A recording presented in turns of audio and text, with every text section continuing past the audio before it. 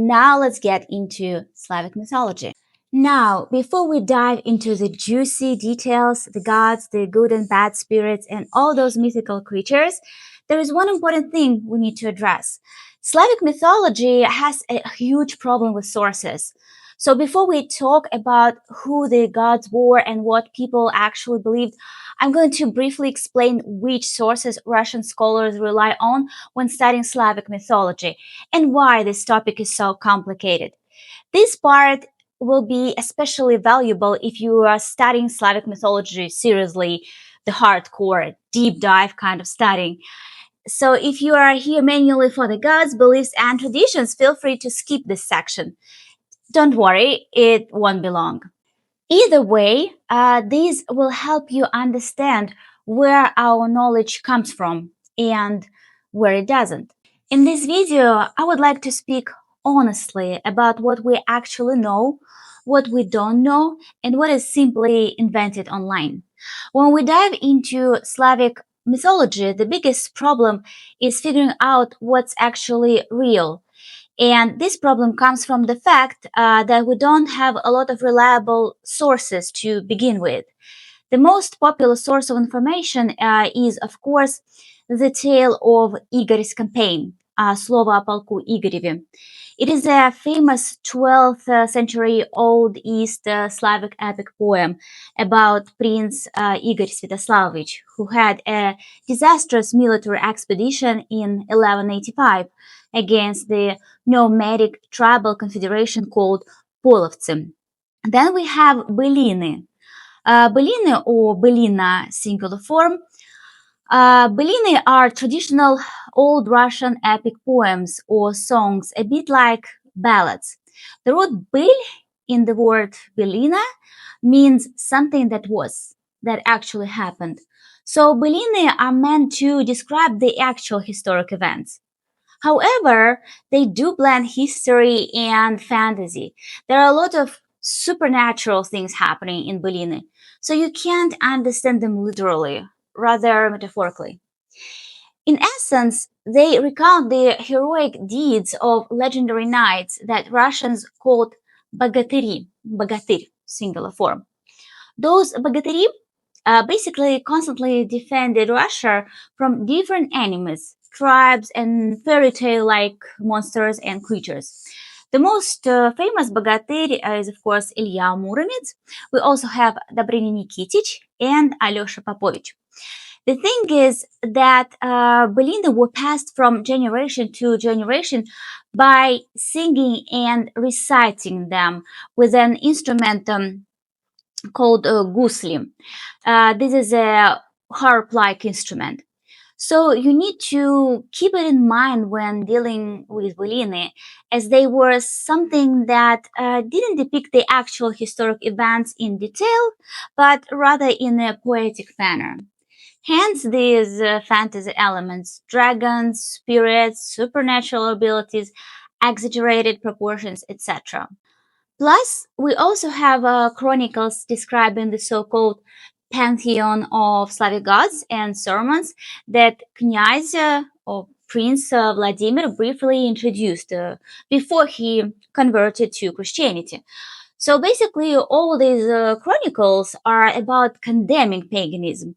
So here we conclude that the information on Slavic mythology is scarce because most of it disappeared after Christianity replaced the older beliefs. Unlike Scandinavia, where Snorri Sturluson preserved Norse myths in the prose Edda, or Greece, which had Homer, the Slavs left no comparable written record.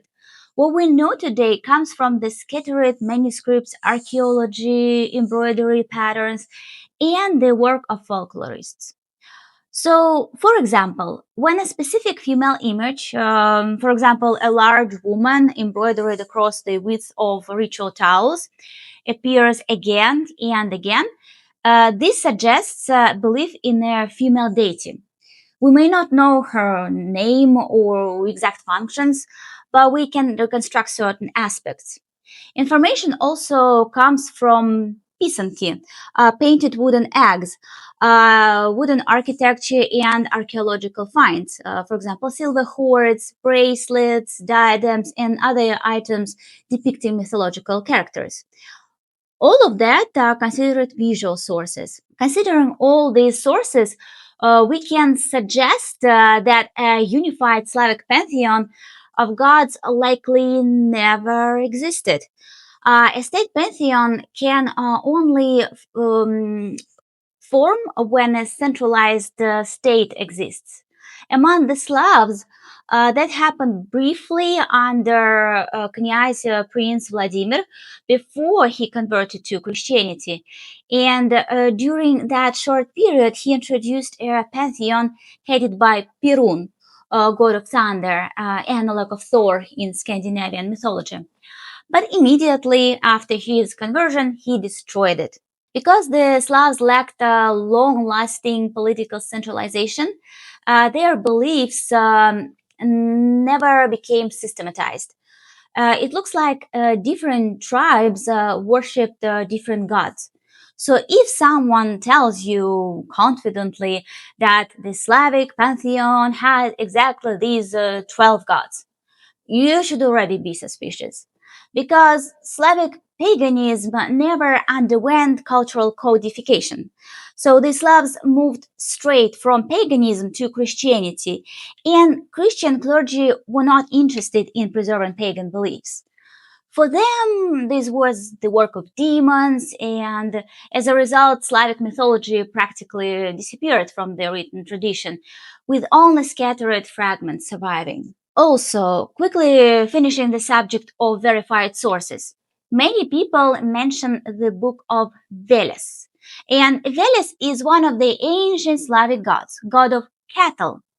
At some point, this book became very popular, but it seems that scholars unanimously consider it a fake, a forgery. The thing is that authentic medieval texts are full of dialect features and extremely difficult to read.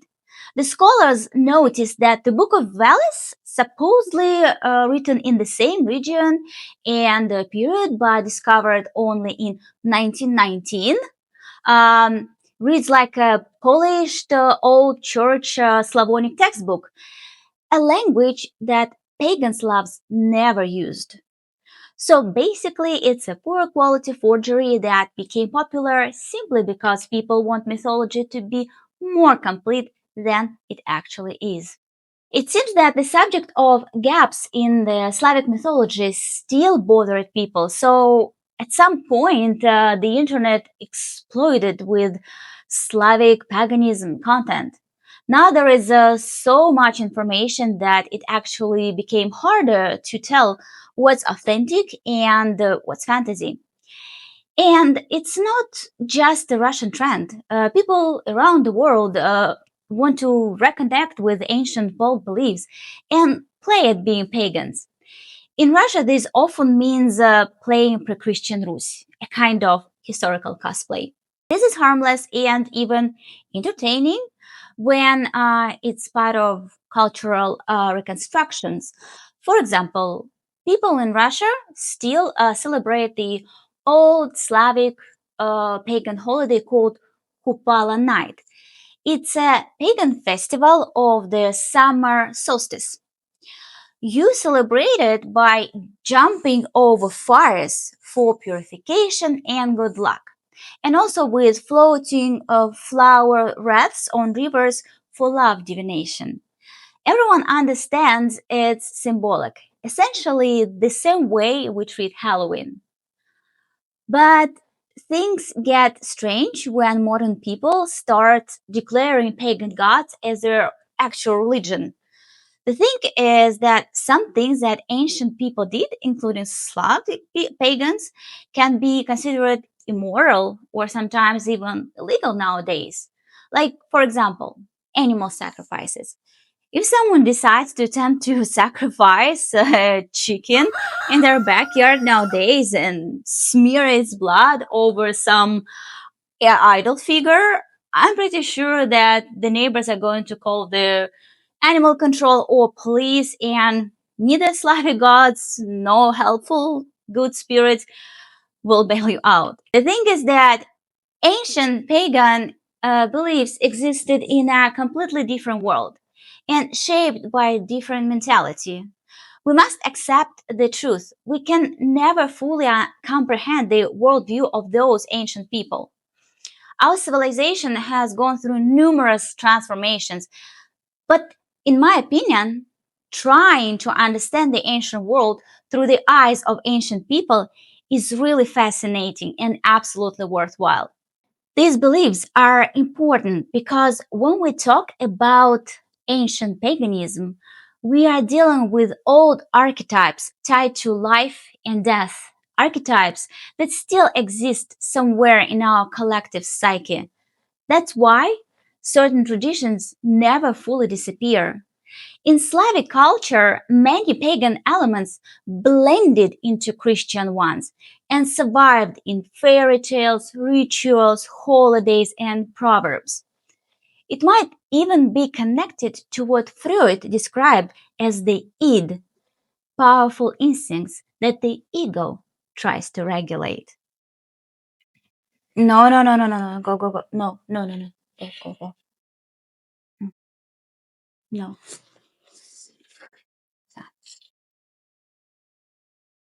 For ancient Slavs, mythology permeated everything, from household chores and stories to war. This wasn't unique to the Slavs. Most ancient European peoples lived in the same worldview. Nothing existed outside their mythological framework. And this mindset is completely foreign to us today, but it's definitely interesting to observe it from the outside, so to say. The most ancient layer of mythology accessible to us belongs to the time of the so-called Urnfield culture. This archaeological culture arose in Central Europe, and from it came all the main ethnic groups of modern Europe, including the Slavs, Germans, Celts, Italic peoples, Thracians, and others. It took shape roughly in the 14th century before Christ. According to archaeological excavations, the population of this Urnfield culture practiced a solar cult, that is, the worship of the sun. Various ritual objects and images with solar symbolism are found in great abundance, both as images and as physical objects. Bull horns, a circle, a cross, all of this relates to solar symbolism. Death itself was perceived through the image of a purifying funerary fire.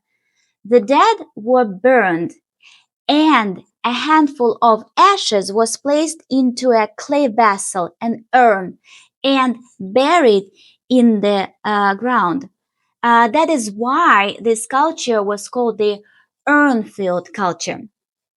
We can't say with certainty whether they tried to make their urn resemble the person who was buried in it, because the surviving images of urns are quite schematic. Very often, a magical stone circle was laid around the burial, symbolizing the sun. Apparently, the entire life of this population was permeated by the solar cult. The Slavic ethnos formed in the northeastern corner of the Urnfield culture, roughly on the territory of present-day central Poland and present-day Belarus. Already in the time of Herodotus, in the classical era, we have the first written evidence of religious contact between this population and the ancient Greek world, because Slavs often tried to raid Byzantium, which brought a lot of attention of Greeks to them. Some of their earliest written descriptions come from Procopius of Caesarea, a Byzantine writer of the 6th century. He described Slavic religious beliefs as follows. They believe that one of the gods, the creator of lightning, is the sole lord of all. To him they sacrifice bulls and all kinds of animals. As for fate, predestination, they do not know it and do not acknowledge that it has any meaning. at least with regard to people. But when death is already at their feet, whether they are ill or going into battle, they vow, if they escape it, they will at once offer sacrifice to this god for their life. And when they do escape, they sacrifice what they promised and think that it is precisely this sacrifice that saved them. So he adds that they also worship rivers, nymphs, other deities, and perform divination during sacrifices. He mentioned the deity, creator of lightning. A parallel exists in Helmholtz's writings about the Baltic Slavs who believe they come from his blood. It means that in contrast to Christians who are children of God in a spiritual sense, in his image and likeness, the Slavs believe that they originate from the gods literally, in a physical, one might say genetic sense. They are the descendants of a certain god or gods. As different tribes spread and moved, they apparently began to consider themselves descendants of this or that deity. Their pantheons could differ depending on which god they saw as their ancestor. In Procopius' text, the term nymphs is simply his Greek label for Slavic rusalki. Rusalka is a female water spirit from Slavic folklore, often depicted as a beautiful but dangerous being that drowned in tragic circumstances. While they are sometimes called Slavic mermaids, they are distinct as they have a human body, not a fishtail. That fishtail depiction came from Europe.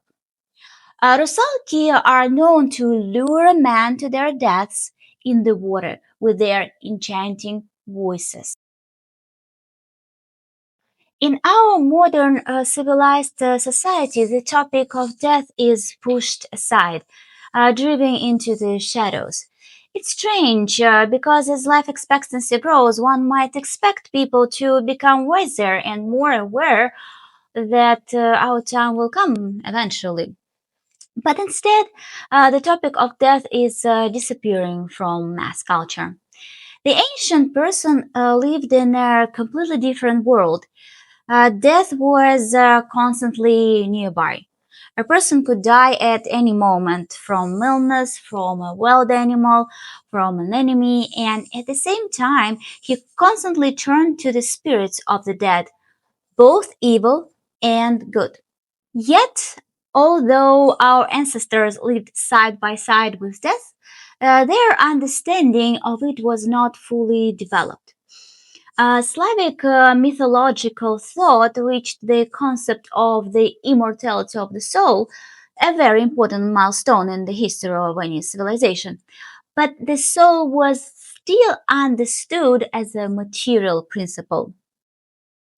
We see this in the language. The word dusha, which means soul, is related to dut, to blow, and dushna, stuffy. The soul was associated with air, with an air-like substance. It was a material thing, not an abstract spiritual category. Very often, the soul was imagined as a bird. Even in relatively late times, people believed that in a heated bathhouse, the souls of the dead could leave bird tracks on the floor, as if they had come there in bird form. Another example, Vladimir Monomach, a leader of Russia back then, one of the most educated people in the early 12th century, a Christian to the marrow. He writes in his instruction to his children, as birds fly from Iri. And Iri is the Slavic paradise. And it is not somewhere in outer space. It is a very real land in the east or south. That's what they believed. Simply inaccessible to humans. From there, migratory birds were believed to return in spring. There are many such paradise lands in world mythologies. Eden and others. Each people places its paradise in some remote, inaccessible place on earth. The Slavs placed Iri somewhere in the east or south. These ideas gave rise to a specific funerary custom, cremation. Burning the body helped the soul fly to Iri. The modern custom of jumping over bonfires on holidays like Ivan Kupala, which we have discussed, is rooted in this belief. Originally, it was tied specifically to funerary fires. Just as the soul flies out of the burning body to Iri, so the living jumping through the fire symbolically repeat this flight. Today, this may seem demonic to some that people jumped over the fire where another person was being cremated. But the thing is that at that time, Christian concepts of demons and hell simply did not exist. And it was normal, justified practice for people. The Arab writer Ibn Rusta at the end of the 9th, beginning of the 10th century, left a detailed description of the Slavs and the Rus, Old Russia. He writes that when someone dies, they burn him, and the women cut their hands and faces with knives. The next day, they return, gather the ashes, place them into a clay vessel, and set it on a hill, that is, on a mound. A year after the death, they bring about 20 large jugs of meat, go to this hill, eat and drink there, and then leave.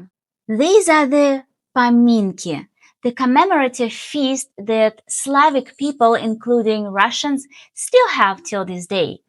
This is a purely pagan custom to eat and drink at the grave. But it has entered Christian practice as well.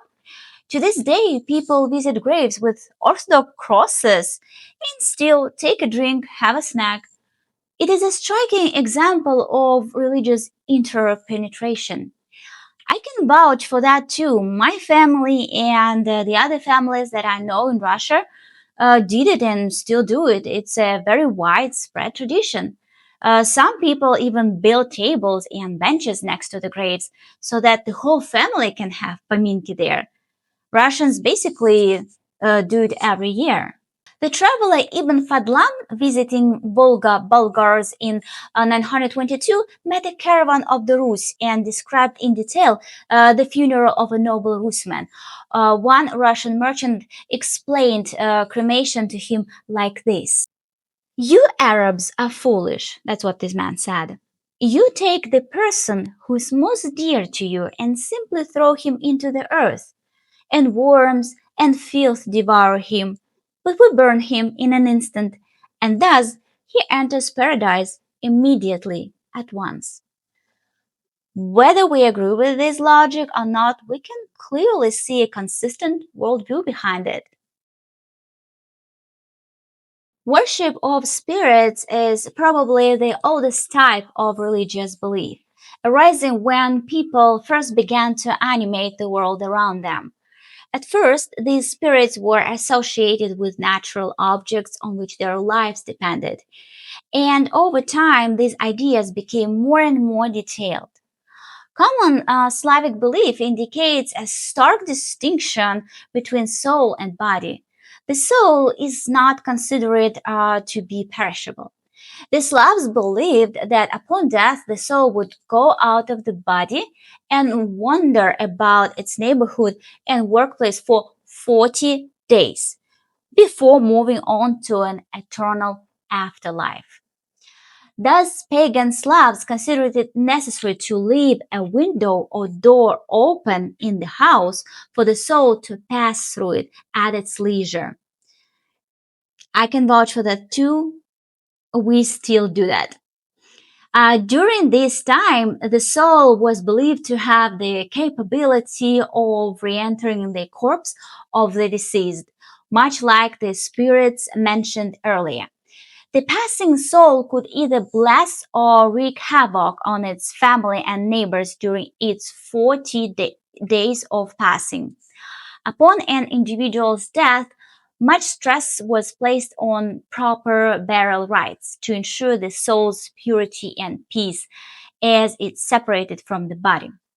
A violent or an untimely death, or the death of a grievous sinner such as a sorcerer or murderer, were all grounds for a soul to become unclean after death.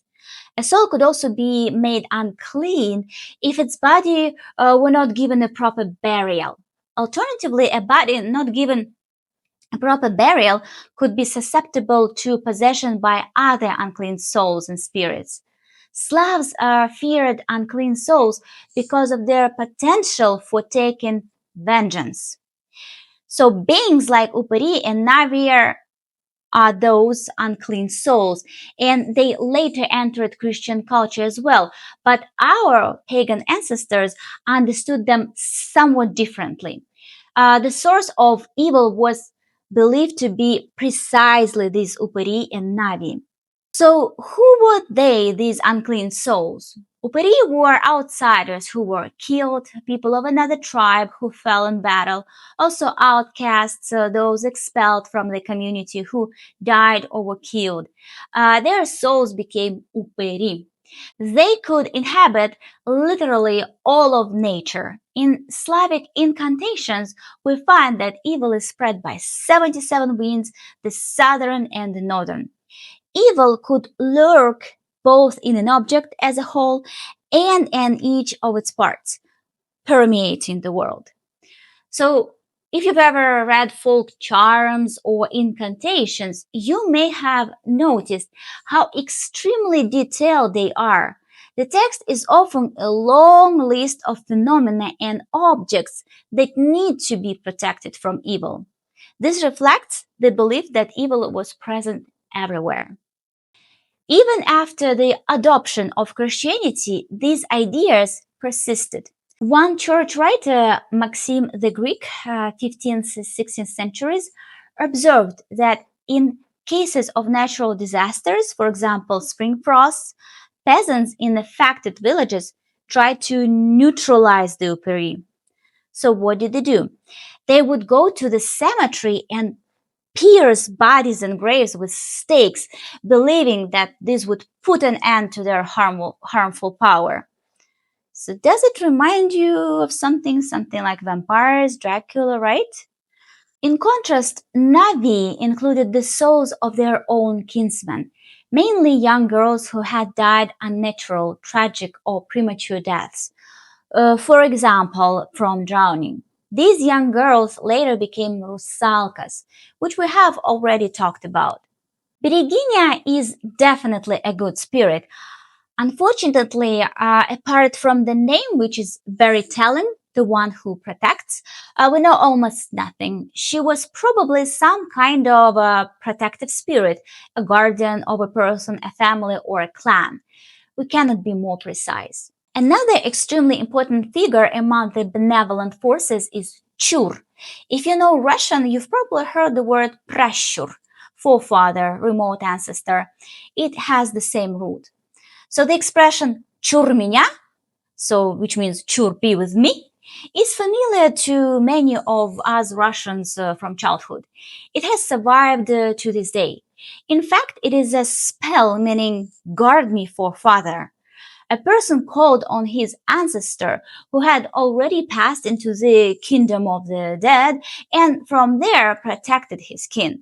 Chur was depicted as a wooden figure or post and placed on the borders of land plots, at crossroads and in key locations. He guarded boundaries. From this comes the expression через чур, через чура, so literally beyond chur, meaning to overstep a limit, to go too far. What we now say as через чур, excessive, too much. Long ago, this figurine stood at the edge of a field. If you sowed beyond chur, that was через чур, meaning you had overstepped the boundary, the proper measure. Now, let's talk about Slavic beliefs regarding the ideas about animals. It is characteristic that these beliefs, being the most ancient, also turned out to be the most enduring. They survived through centuries of Slavic history and echoes of them are still alive today. Let us begin with the doe, the female elk. It is enough to mention that the constellations of Ursa Minor and Ursa Major were called the elk and the elk calf by the Slavs, and the idea of two elk, the mother and the daughter, has parallels in Greek mythology. For example, in the myth of Iphigenia, Artemis sends a deer, symbolically the goddess's own child, to be sacrificed instead of the girl. A similar motif appears in a Russian chronicle. Every year, two does come to a certain village. People killed the fawn as a sacrifice, but one day they attempted to attack the mother, and after that, both animals disappeared forever. This expresses the idea of two female deities connected with fertility. Judging by the Artemis's image and similar figures, which we will discuss later, this fertility is wild, not linked to human agriculture. Artemis is the goddess of the fertility of wild animals and of the hunt. These two goddesses later appear in more anthropomorphic forms. It is important that these does have antlers and that their cult, the cult of an antlered doe pair, mother and daughter, seems to be pan-Eurasian. Russian brides and married women wore a horn headdress called kichka or kika, and Pushkin, a famous Russian poet of the 19th century, mentions it in his tale. Her kika on her head was horned. This horned headdress was meant to attract the favor of the fertility goddess. The funny thing is that Russian girls, even after Christianity became the main religion, still tried to wear the kika for church weddings. Of course, the priest did not want to allow a girl into the church wearing horns, so a compromise was found. During the ceremony, they wore a scarf, which they removed afterward, putting on the horned kika. The horned does are usually associated with the image of sun rays. This is a major mythology, a woman with raised radiant arms or with radiant horns. In Siberian art, with which Slavs also had contact, there are images where it is impossible to tell whether the figure has raised hands or enormous horns. One image flows into the other. Radiant horns or radiant hands appear across Eurasia. From this image comes our custom of hanging deer or elk antlers in the entrance hall of a house. Originally, this was a protective symbol, a symbol of sun rays. Notably, in northern Russian houses, the antlers were hung not in the cold entryway, but in the heated living area, the women's part of the home. Another extremely popular image connected with sunlight is the horse moving across the sky, the sun horse, whose gallop symbolizes the sun's movement. This is a pan-European image and perhaps has an even wider spread. Among Indo-Europeans, the myth of two divine horse brothers was widespread. In India, they were the Ashwins, protectors of humanity. On Russian wooden houses, the gable may be decorated with one horse head or two facing each other or opposite to each other, images of the sun or of these twin divine horses. Archaeological museums around Russia's Golden Ring display many such amulets, two horse heads worn on belts or as pendants. By the way, Golden Ring is a famous tourist route encircling historic towns northeast of Moscow. Yet another animal deity unexpectedly connected with sunlight is the wolf. In Greek mythology, wolves accompany Apollo, the god of light. Among Slavs, they accompany Yeremei, or later in dual faith folklore, they become the wolves of Saint George, devourers of demons. Thus, the wolf's image is largely positive. Herodotus wrote that far in the north, where huge white feathers fall from the sky, that is snow, there lived a strange tribe called Nuri. whose men turn into wolves for a few days each year. Surprisingly, Herodotus is accurate here. If we understand what lies behind the story, this transformation was the ritual wearing of fur garments inside out.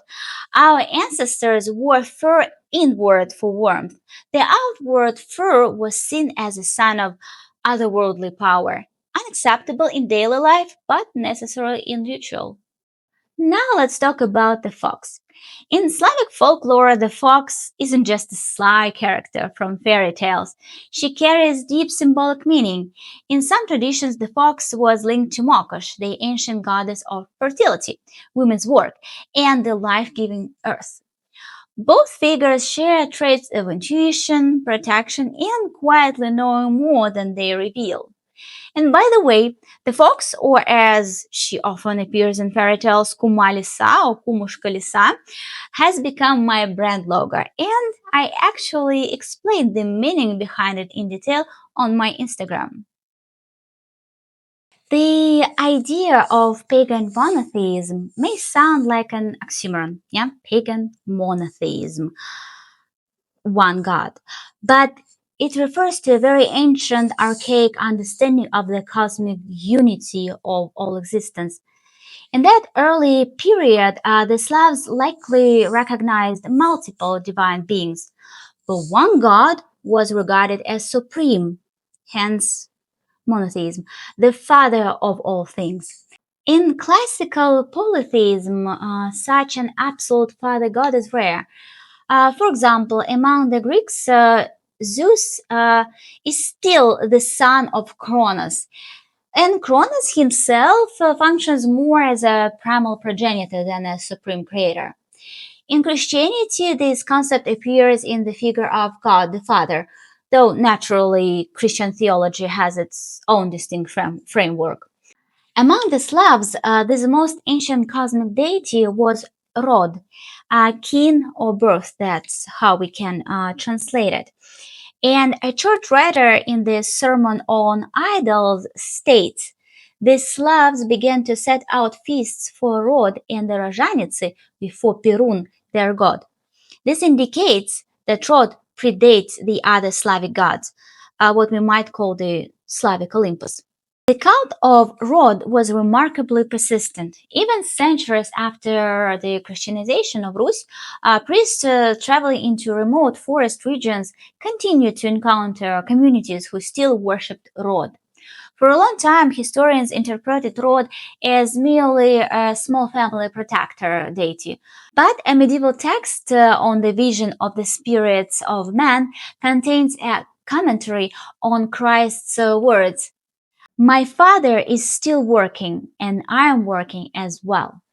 So the author polemicizes sharply with the pagan comparison of Rod to the Christian God, the Father, and declares indignantly, it is not Rod sitting in the air and casting clumps of drops upon the earth, and from that children are born. For God is the creator of all, not Rod. This shows that Rod was not perceived as a minor household spirit, but as a cosmic creator, considered by pagans equal in status to the Christian God, the Father. The image, Rod sitting in the air, casting clumps of drops upon the earth, and from that children are born, represents the ancient idea of fertilizing rain. A parallel can be found in the Greek myth of Zeus and Danae, where Zeus descends as a shower of gold rain. These motifs reveal clear Indo-European connections. When Procopius wrote about the god who creates lightning and is the sole lord of all, it is likely he referred to Rod. So different tribes may have called this deity by different names. Among the Baltic Slavs on the island of Rügen, the supreme god Svitavit or Svyatavit likely corresponded to Rod. Alongside Rod, sources mention the Rozhanitsy, birth goddesses. Although very little is known about them, they were almost certainly mother goddesses worshipped together with Rod.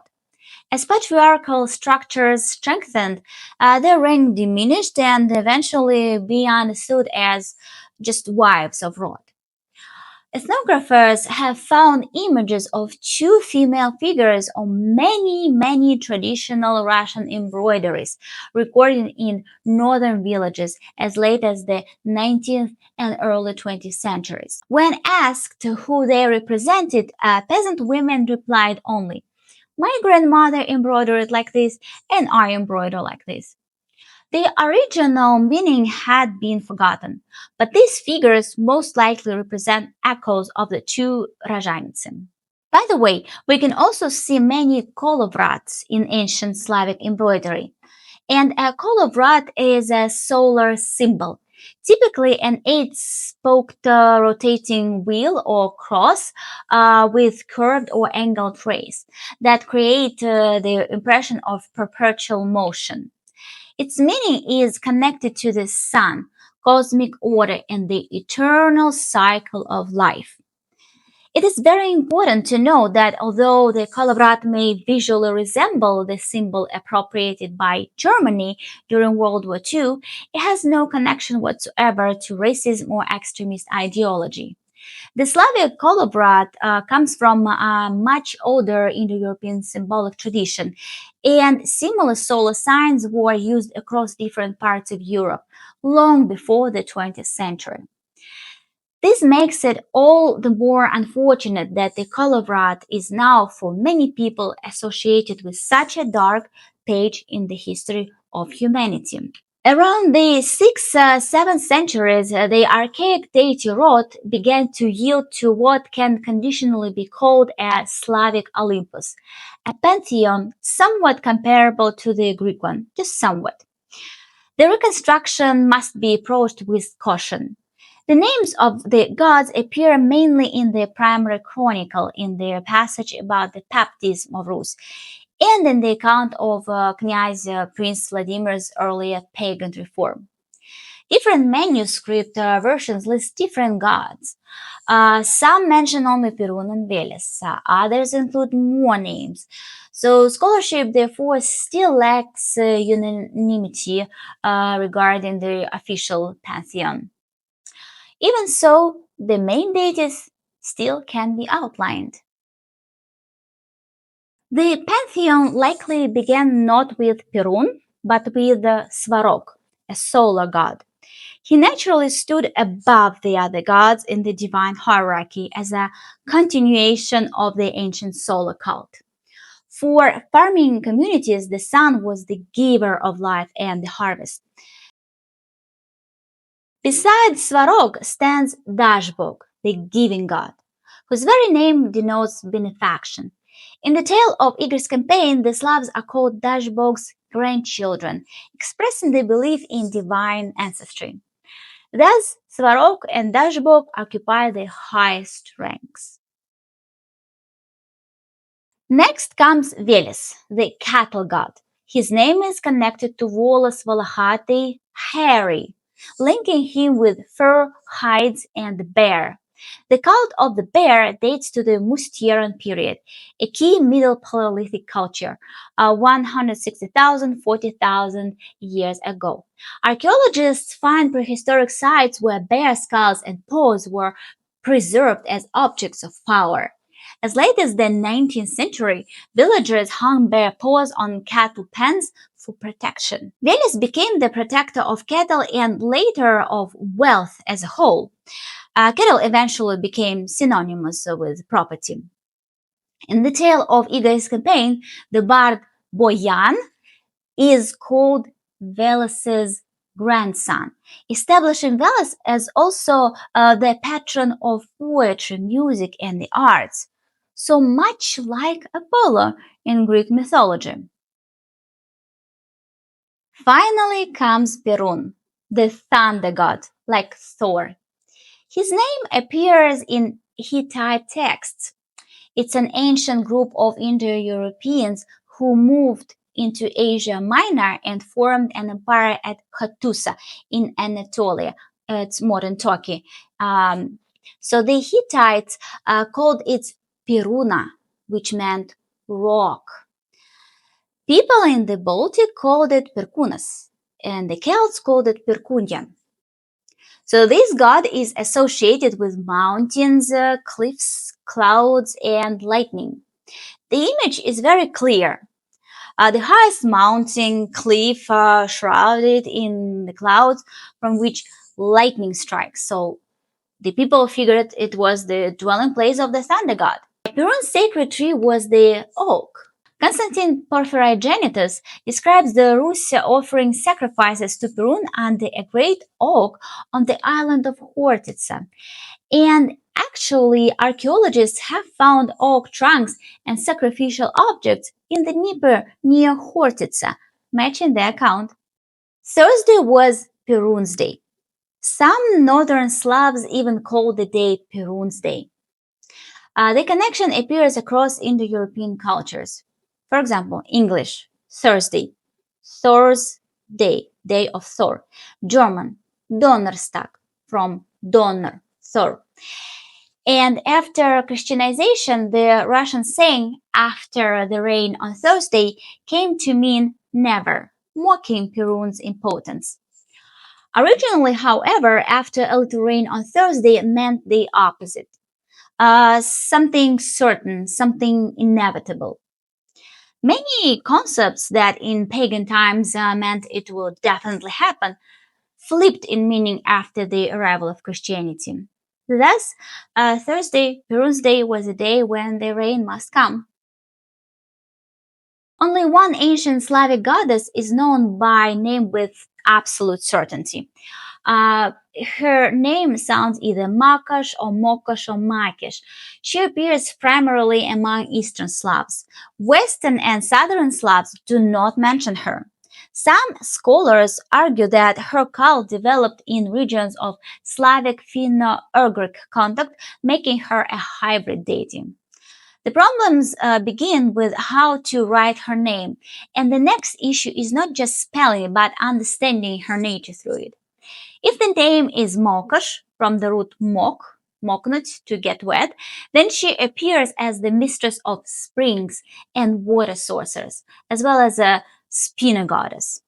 Mokosh also symbolized female household labor, such as spinning and weaving. Towels, ribbons, and similar items were offered to her at springs.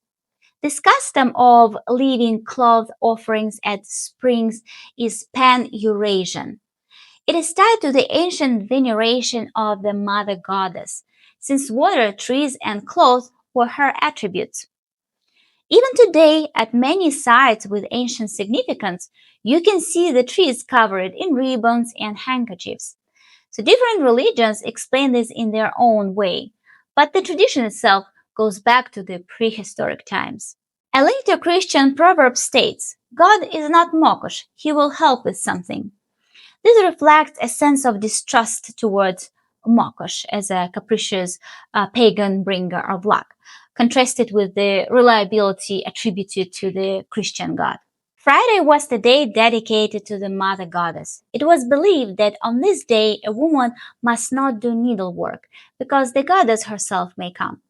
Hence the expression, she has 7 Fridays in a week, which in pagan times did not mean she's unreliable. That's the meaning that we have now. Rather, that the woman didn't want to do the needlework. Lada and Lelya, a mother and daughter, patronesses of married women and young girls respectively. They may be part of the circle of Rozhanitsy, birth goddesses. Not all scholars agree that these deities truly existed. Some believe they were invented in the 19th century and derived from song refrains. Marena is a goddess whose rites survive to this day. What are these rites? Look at the Paleolithic Venuses. Tiny heads, enormous breasts, exaggerated hips, small arms, and almost no legs. In modern times, idols of this hypertrophied female figure survive in everyday life. The so-called babas. And baba in Russian means a woman, but usually a voluptuous woman. The thing is that long time ago in Russia, there were no snowmen, only snow women, or how Russians call them, snow babas, Снежная баба. Why the snow baba was renamed snowman Снеговик in the 20th century isn't clear. The figure is purely female. I guess it was borrowed from Europe. Now let's take a look at Surikov's painting, The Taking of the Snow Town. It shows the fortress of Marena, who locks life forces in her underworld kingdom until spring. And in spring, these forces must emerge. So Marena's fortress must be destroyed, and we see that on the painting. The people are trying to destroy the snow fortress. Marena is also the effigy burned at Maslenitsa, a straw female figure dressed and decorated, but with no face. According to pre-Christian ideas, the goddess of death must not be shown with eyes. Depicting her face was strongly discouraged. So Maslenitsa is a week-long festival in Russia and other Eastern Slavic countries that marks the end of winter and the last week before Orthodox Lent. It combines ancient pagan traditions with Orthodox Christian customs and is known as Pancake Week due to the abundance of bliny pancakes that are eaten, which symbolize the sun. So key activities include sleigh rides, snowball fights, and other games, and the celebration ends with the burning of a straw effigy to signify the end of winter. Marena should not be perceived, as sometimes happens in modern fantasy or ballet, as the embodiment of absolute evil. She is a natural part of the annual cycle. She is cold, winter frost, yes, she is death, but she comes in her time and lives in her time. The servants of the gods were Volkhvy, who must be carefully distinguished from priests. Volkhvy were seers or sorcerers, whose status depended on the continual demonstration of successful prophecies, healings, and rituals. If their powers failed, people lost faith in them, and they could be killed as those who had lost their divine connection. Priests, by contrast, were appointed by a community and belonged to a closed corporation that monopolized communication with the gods. Once recognized, a priest did not need to prove himself daily. His personal qualities mattered little, just as in Christianity the moral failings of a priest do not invalidate the sacrament. At the end of this video, I would like to mention again that among the Slavs, there was no stable priestly caste like in the ancient Mediterranean world. Writing was only just beginning, and mythology was never fully systematized and philosophically organized. Because of this, especially compared to Greek mythology, Slavic mythology is far less studied and far more fragmented. What survives comes in pieces: folklore, rituals, language, archaeology, and memory. It seems that this mythology was never meant to live in books. It was meant to live in people, and it still does. In our words, in our habits, in our fears and our superstitions. Whether we admit it or not, there is still a bit of that pagan in us. If you enjoyed this deep dive, like the video, subscribe, and hit the bell so you don't miss what's next. Check out my Instagram, my Kumushka shop, and the donation links below if you want to support more deep nerdy research. Thank you for watching, and remember, mythology doesn't disappear. It hides in language, in memory, and in us.